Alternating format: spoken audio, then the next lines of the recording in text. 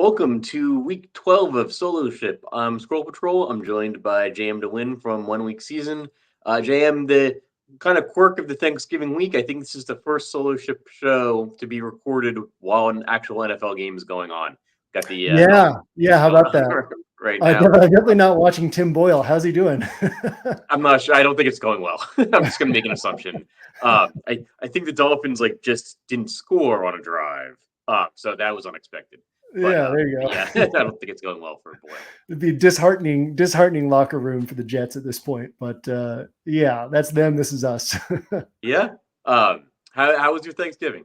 Thanksgiving was good, man. I only played one roster in terms of play. I only played one roster. And it was one of those. It's weird, the Thanksgiving slate, because there's such thin margins. There's so few players to choose from. So it was kind of had everything right, but then had Logan Thomas and the Lions defense. Whereas if I had Tucker Kraft and the Cowboys defense, I'm top 5% payouts instead of finishing out of the money. But yeah, that was my DFS play. Thanksgiving, that was good. I'm in Branson, Missouri with we got 8 adults and 6 kids under the age of 5 in this house. So yeah, keeping things held together. What about you? Yeah, it was good. I'm shocked it's so quiet there. yeah. Kids are doing rest time. So all right. Yeah, no, Thanksgiving was good. I picked up another FanDuel live final seat, so that's nice. always good to have that happen. And it was on my main roster, and it was one of those put together a FanDuel roster sometimes. And then it happened yesterday. I'm like, ooh, this is good. And I basically just faded Tony Pollard, who actually had a pretty good game. Yeah. But that gave me the money to get McCaffrey and CeeDee Lamb. And it was the $5,000 qualifier where you don't have to be perfect; you just have to beat 9 other people. Yeah. And so it worked out. But yeah, good Thanksgiving overall. And then speaking of the live finals, was at King of the Beach in Miami. The week before. So it seems like it's been a long time since we did a show. It was just a week ago. But we had the slate and then the Thanksgiving slate. Finished 31st at King of the Beach. Oh, nice. Nice. I had Curtis Samuel and Cooper Kupp. And there was I wasn't going to get higher than 31st. I think that's probably the top roster that had either of those guys. The guy that won it, I think Dirty K won it. His roster that won the live final that beat 75 people would have won the slant, and it would have finished top 10 in the Million Maker. So I didn't even need to show up. I know nobody else did. Nobody was going to beat that roster. I think my 150 lineup set did not have to score that high. So yeah, I know what you mean. Yeah, that's impressive. That's the dream, is to have a slate like that. It was $300K to first place, right? I think so. Yeah. To have a roster like that in a situation like that, that's the dream. Yeah. So speaking of the slant, we had I had a mediocre weekend last weekend, but we had got our second first place finish in the slant from the OWS fam this year. So yeah, that was cool. We've had kind of peppered the tops of the leaderboards of that tournament this season. So fun to see another community member take that down. And rolling forward to this week, man, I really like this week. I don't know, are you feeling behind at this point? I know that's how a lot of people feel at this point. Yeah, I mean, this is a crazy week for content because you do all the work you have to do during a week. You have to do it by Wednesday, right, to get it out for the Thanksgiving slate. Yeah. And you have to turn around and do all of that work again that you normally do, except you just have to do it Friday. And so I think the slate kind of shapes up nicely. There's 10 games, and something I'm seeing more and more this season that I can't recall other seasons being this way is just games I'm totally willing to cross off. And I think it's a factor of the low totals. And sometimes there's a real divergence of the offenses, and there's some really good, competent offenses and some really bad ones. And when some of the bad offenses meet, and defenses obviously play a role too. But when the two of the bad offense, good defense teams meet, we are getting these 35 game totals. And where there's maybe a piece from the game you want or could consider, but it's even a kind of a consideration and not really a single entry thing. It's more of I could see this happening 1% of the time, 5% of the time, like Cincinnati and Pittsburgh. It took me a while to figure out. I mean, it took me a minute or two to figure out why the total was so low. And Joe Burrow. And I got a little bit sad. I think you could make an argument for Joe Mixon. I think you could make an argument for Derrick Henry, but it's probably not something you need to have. Any thoughts on those 4 kind of low scoring games? Yeah, there's two games are off my list. The Saints and Falcons are off my list. The Patriots and Giants are off my list, but also at the same time, like the pricing on like Demario Douglas and Juju Smith-Schuster is so low that doesn't mean like those guys aren't central to my pool, but they could end up, mixed into rosters and end up on like a single entry roster realistically. So the Steelers Bengals one, I actually think it's a really interesting game. The Steelers allow the fifth most yards per game. The Bengals allow the second most yards per game. There's a lot of things that I won't get into because we do a shorter show here, but there's a lot of things in terms of what makes Zach Taylor good. Like he has a lot of shortcomings, but what makes him good still fits well in this spot. And so I like the price tags haven't changed on the Bengals. So like Jamar Chase, it's like I'll mix a little bit of Chase into my large field play. He's not going to be on my single entry builds. Joe Mixon, you can kind of make a case, but not super interesting. But I think the other side of that game is actually really interesting because nothing has changed with the Steelers offense except that they fired Matt Canada. This is an attackable Bengals defense. And what's going to change schematically? Not a lot's going to change because you can't change that much schematically. So what you can change is who you're emphasizing in the offense. My first thought when that news came through was, man, I bet they get Jalen Warren going. Listening to Chris Long this week, he said the same thing. Listening to Chris Sims this week, he said the same thing. Listening to the PFF guys this week, they said the same thing. Jeremy Fowler of ESPN had wasn't really a report so much as like a supposition from kind of being around the building that was the same thing. So a guy averaging 6.2 yards a carry, playing a defense that ranks 30th in DVOA against the run. I think Jalen Warren is very interesting. And I actually think George Pickens is interesting too, because there's been 4 or 5 times this year where the Bengals have been hit for like 100 to 140 yards on 7 to 9 targets by like fast guys who are capable of hitting for big plays. So I think that game is actually more interesting than some of the other low total games. It's interesting. I mean, this is coming from a guy that really considered playing Tommy DeVito or Dorian Thompson-Robinson, a king of the beach. You can always have something from those games that kind of pops off. And like, I think Jalen Warren is maybe going to get some steam. The turnover at the offensive coordinator position, like you never know what's going to happen, right? Like it could be totally different. And this game probably has more unknowns going into it than almost any other game I can think of recently where we knew like who the 2 starting quarterbacks were going to be. But we just don't know, like Browning. I don't even know Browning's first name. Jake Browning. Jake Browning, yeah. Yeah. And he's 27. He's had no real NFL experience outside of preseason, so there's not much to go off of, really, Yeah.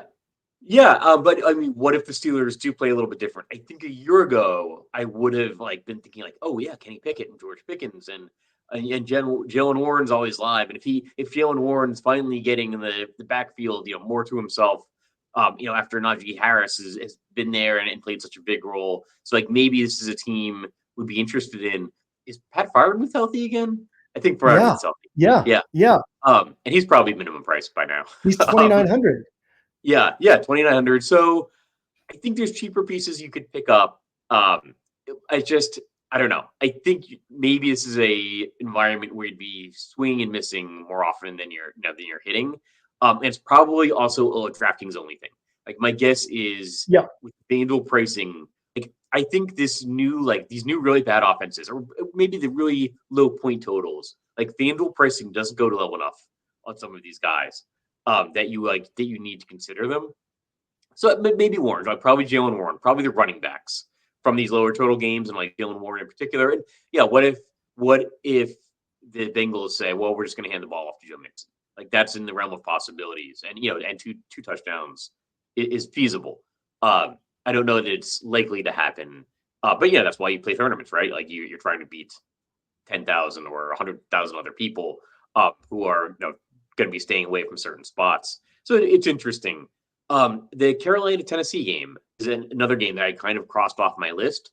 And then I kind of thought, well, Derrick Henry is facing a really bad rushing defense. Like, why is that? Why are people not more interested in that? Any thoughts on the Carolina-Tennessee game? Yeah. So I guess my question, I was gonna say this to you before you brought that up, was like, how many DraftKings scores are like 27 to 30 plus points are we going to see this week? Like maybe 4, maybe 5, right? Like this isn't a slate that sets up for like a bunch of high scores. Can't Derrick Henry do that against the Panthers? And can't Adam Thielen do that against the Titans? And so I think both of them are very interesting. And I think one of the edges this week is two edges, I guess. One is recency bias. So people are kind of like, oh, Trevor Lawrence, Texans and Jags, Bucks defense and Bucks offense, right? Like, and not say those can't hit, but like, I think people are going to be overconfident in those spots. And then the other edge is the projections, sims, etc. They're heavily reliant on implied team totals. And so Derrick Henry's just not going to pop. Adam Thielen's not going to pop. The Bills' passing attack against the Eagles is not going to pop. And to me, those all stand out as like some of the sharpest plays on this slate. So I really feel like there's an edge if we played out this slate 100 times, because some of my favorite plays just aren't going to pop in projections and optimizers. That's all of that is stuff that I noticed when I started running like optimal lineups. I noticed that the Trevor Lawrence is really dominating things, I think, on DraftKings. You're getting a lot of Christian Kirk, and I think it feels like maybe third, fourth week in a row, like the team playing Houston and some Houston pieces are kind of popping off the page as like an optimal lineup that's also a game stack. And that was one of the things that happened like last weekend was like you started to have all these Arizona injuries. Houston had some people out, like Dameon Pierce was out. Nico Collins was playing, but one of the receivers was out, Noah Brown. Yeah.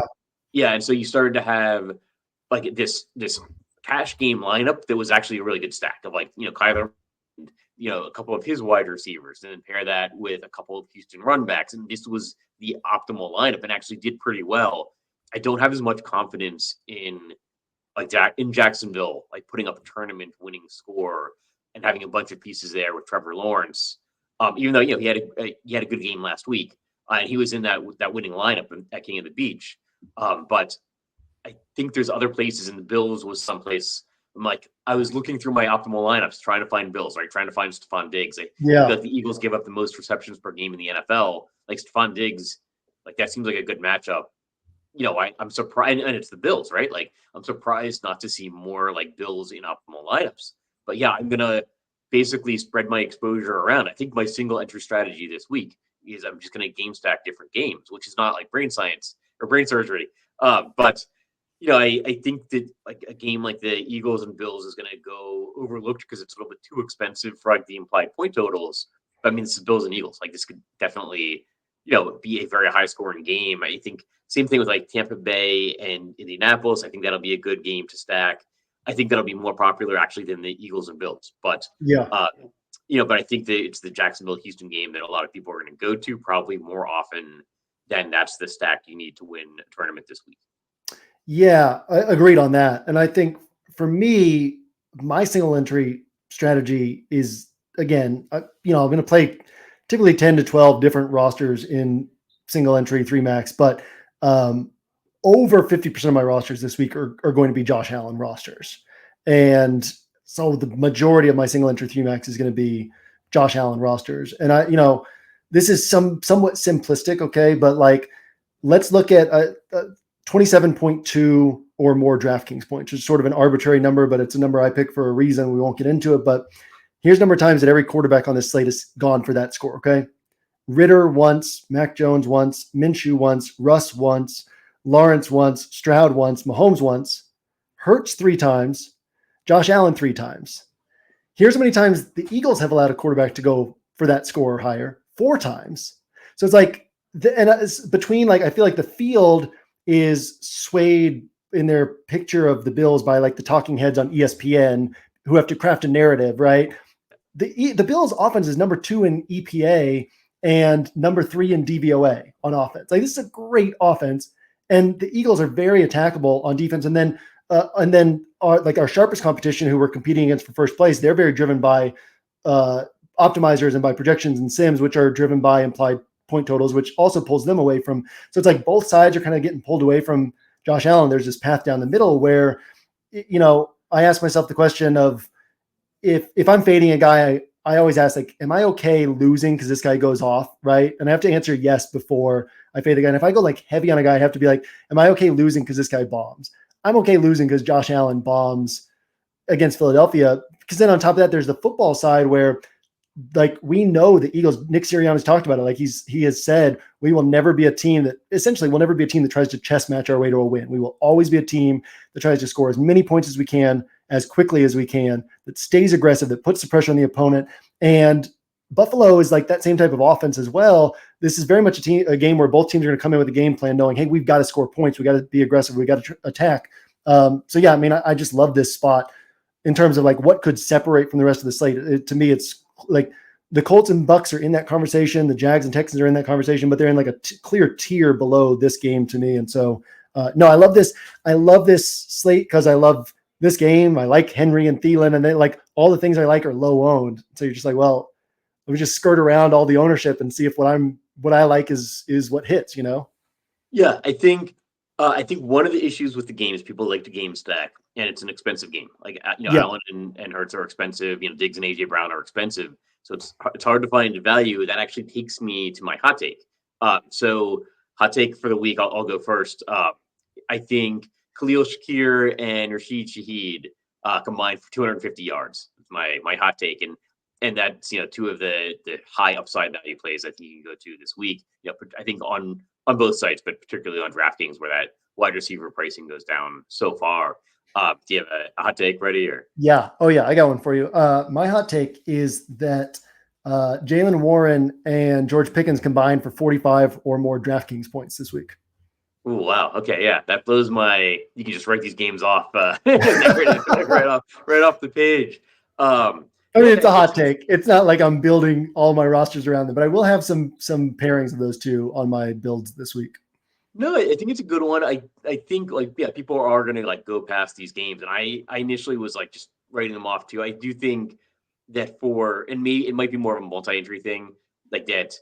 I would mix in some of these pieces, but I'm probably not going to get there as often as I should, which is weird. Just when I build my rosters, I'm looking at the game stacks and then filling in some kind of optimal plays around that, and I'm probably not going to play these off the board plays as much as I should.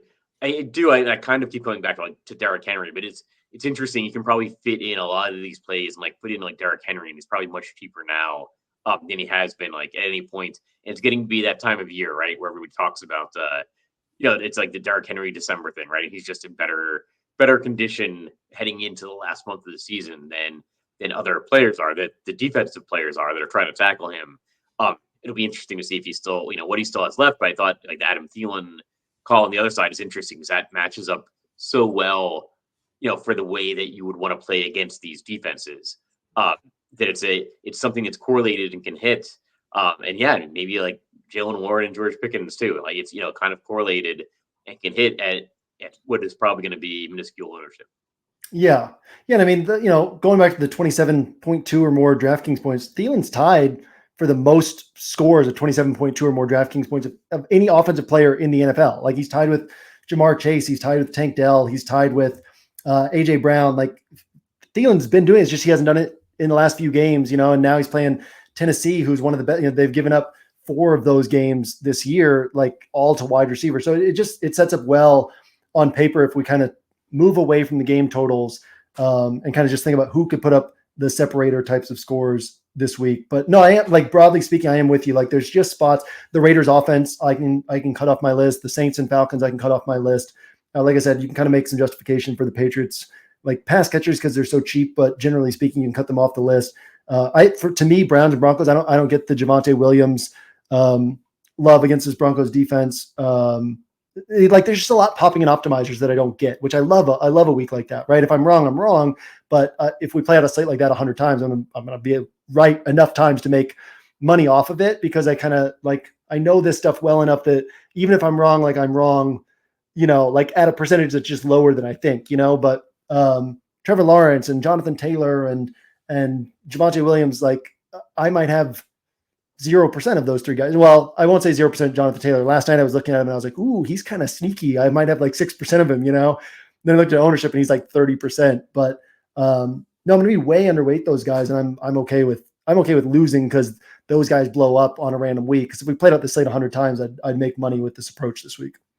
Yeah, I think so. And the Jonathan Taylor thing was something I noticed as well.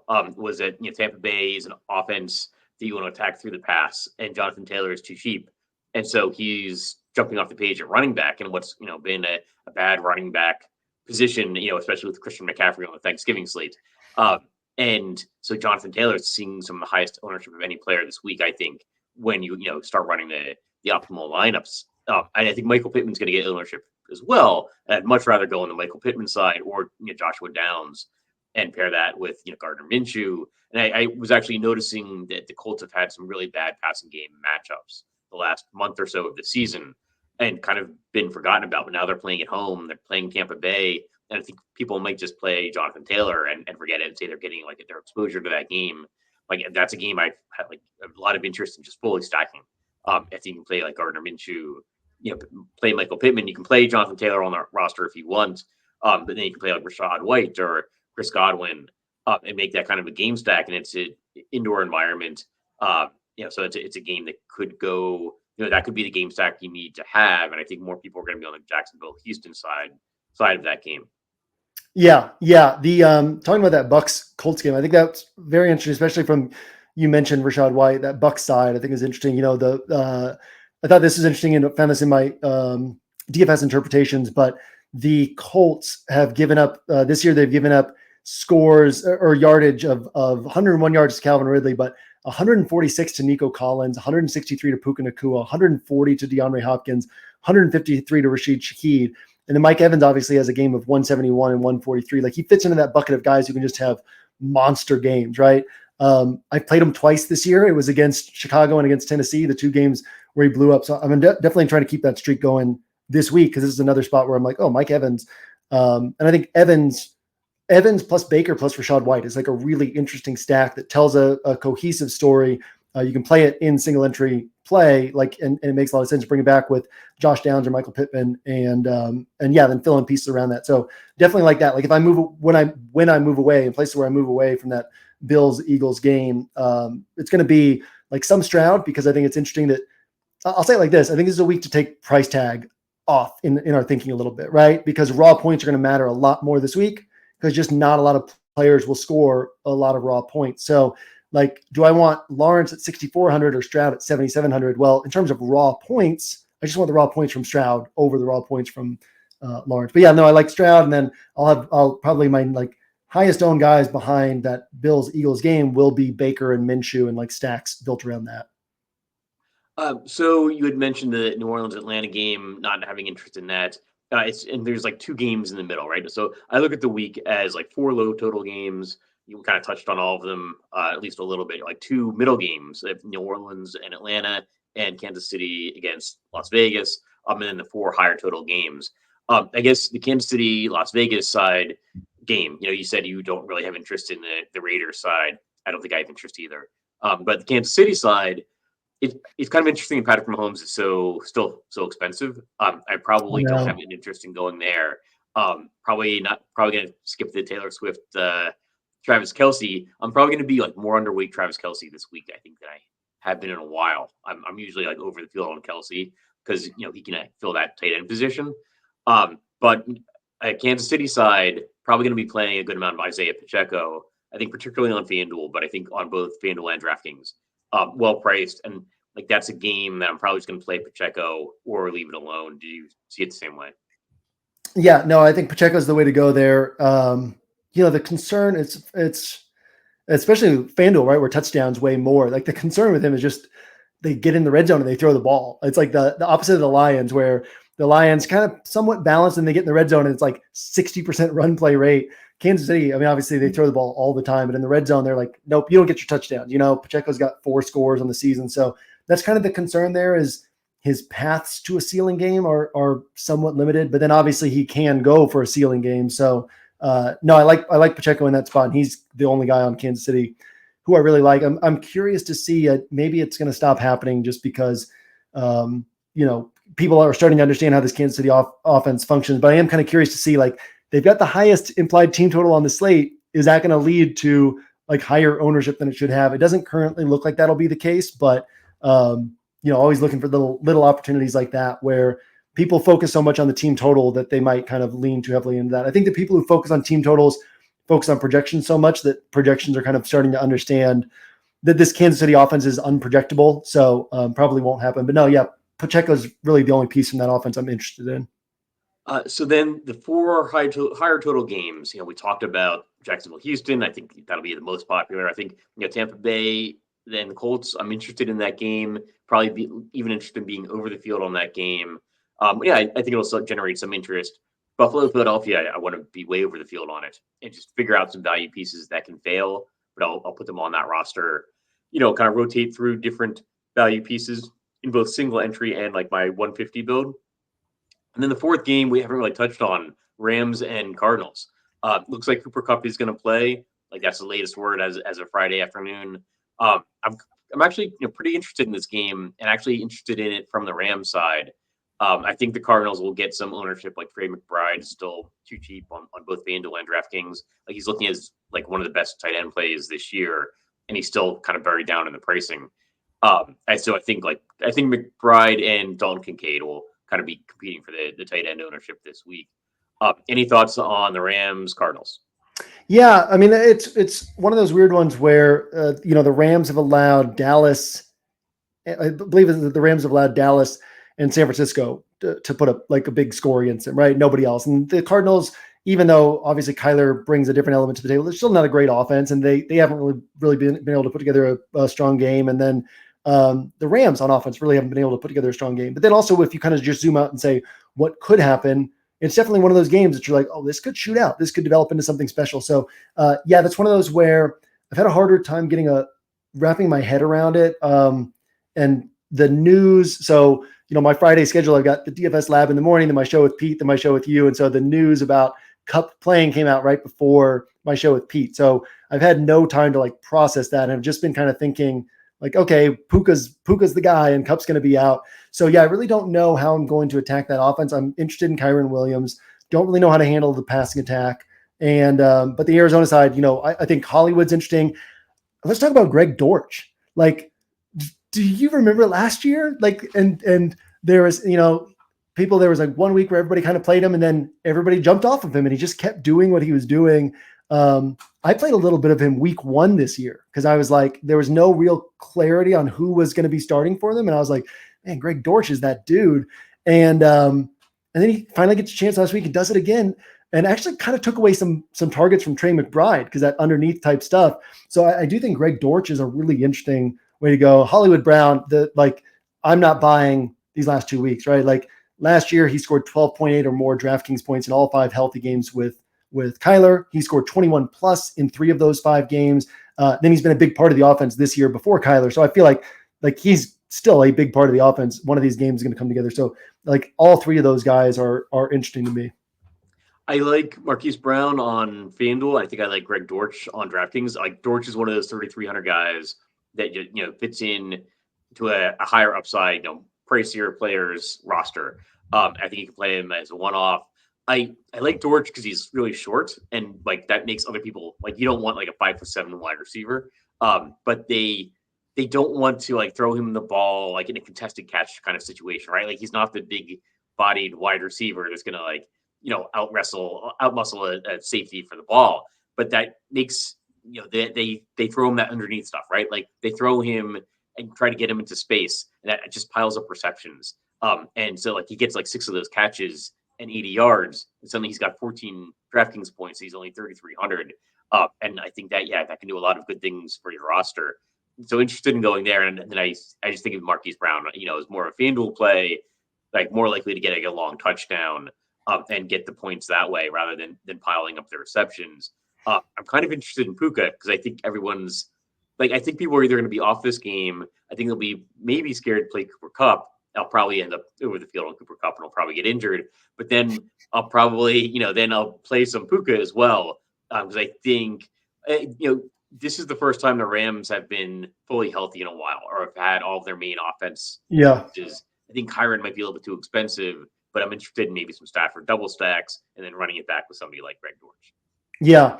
Greg Dortch, I just pulled up his game logs from last year. So he had 5 games last year with 9 or more targets. One of those only 4 catches for 15 yards. But the other, and I bring this up because I think that the perception of him is like, oh yeah, but the ceiling isn't that high, right? So one of these, he had 7 for 63, one of them 9 for 80, one of them 9 for 103, and one of them 10 for 98. So it's like 10 targets, 9 catches, 10 targets, 9 catches, 11 targets, 10 catches, these 98 yards, 80 yards, 103 yards, and then 2 touchdowns that didn't come in those games. And so, anybody who can get kind of create some space in the middle of the field, can score some touchdowns. So yeah, I just feel like Greg Dortch currently coming in with really low projected ownership. Michael Wilson's out this week, so he's going to be on the field again. And he commands targets when he's out there. It's the same thing I said about, he's not Tank Dell, but it's the same thing I said about Tank Dell in the offseason, where he was kind of like this unknown rookie. And like, you watch all this stuff from training camp and you're like, this guy literally, like, once he gets on the field, he's going to get targets because he gets open. He commands targets. That's what Greg Dortch is. Like, once he gets on the field, he does get open. And so the ball finds him. So yeah, I mean, it's like, he should really, if he's on the field, he should be priced at like 4,500, and he's not. He's priced at 3,300. So yeah, I'm glad we had a chance to touch on him a little bit here. Yeah, he just strikes me as a guy, and this is maybe very anecdotal just from watching bits of Cardinals games. He strikes me as a guy that's going to get a handful of 0-yard receptions, and that's as good as like a 30-yard rush. Yeah. And then he's going to break open, right? Then he's going to get like a 5-yard reception that he runs another 15, 20 yards. And suddenly you're looking like at the box score, and well, he didn't have a tremendous game, but it's like, well, no, he had like 8 catches and 80 yards or something. Like, that's almost as good as 2 touchdowns.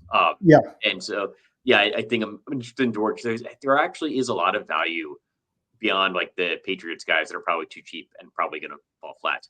That I think people will own.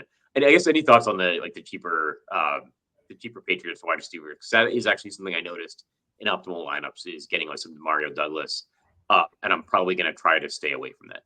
Yeah, I can buy that. I could buy staying away from that. I can also buy. Mac Jones had that good game against the Bills. He had that good game against the Eagles. Like, he was rookie of the year his rookie year. Like, he has the skills to do it. He's just like I think right now mentally he's kind of broken.